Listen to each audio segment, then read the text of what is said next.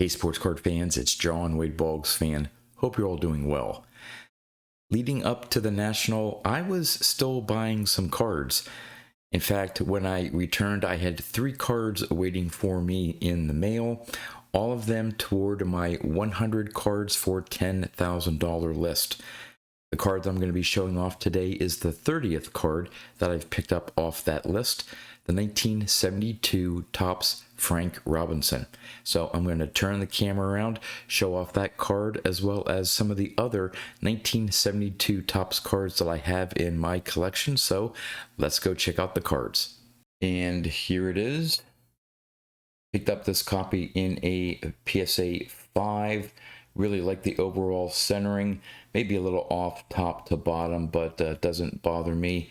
The blue's nice and bright, and the Orioles there, the yellow and the black. Just overall, just a really nice copy in my opinion. And you'll see in a little bit here, did not break the bank at all.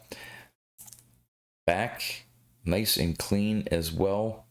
Very happy for this. Goes toward my Frank Robinson run as well that I'm working on. So yeah, there it is, the 72 Topps Frank Robinson PSA 5. So let's look at some of the other 72 Topps cards I have in my collection, and we'll come back and talk about the numbers and how this fits in my 100 cards for $10,000. So I have the Yastrzemski card, of course, as part of my Topps run.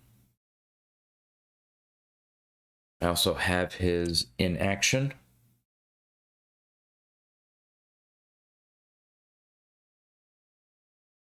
Have the Harmon Killebrew. You'll notice a pattern here in terms of the grades. They're very affordable in these grades here. This is my Carlton Fisk. I got this early on when I was building my vintage collection. These Fisk rookie cards are not expensive at all, especially in these mid grades here. Probably could have spent just maybe a little bit more, got a nicer copy, but honestly, I mean, I like the look of this card, so why do I need to spend more money for maybe a card with slightly sharper corners? Because I really like the centering on this one. All right, next up, we have the Raleigh Fingers. Check out that unibrow and the lack of the handlebar mustache. This might have been, if this was a 72, picture might have been taken in 71. I want to say he started growing the handlebar mustache maybe in 73. So he exchanged that unibrow for the handlebar mustache. Another inexpensive card. I also have the Jim Palmer. Slowly working on his run as well. My Hank Aaron.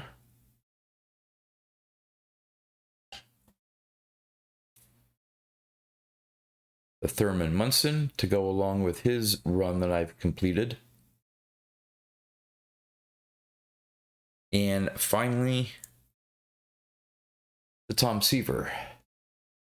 I'm only missing his rookie card for his complete Topps run. All right, back to the Frank Robinson, and let's get into some of the numbers. Now, when I put the list together, of course, I had to come up with a total of $10,000. So for some cards, and this is one example, to calculate a figure, it turns out that it would be a very high grade card for this one here. I had it on my list in a PSA 8. Figuring a PSA 8 would probably run me $75. Well, I have no intention nor need for a PSA 8 copy of this Frank Robinson card. I'm very happy with this PSA 5. So knowing that a PSA 8 would probably cost me $75, this was, I believe, an auction, all in with shipping and tax.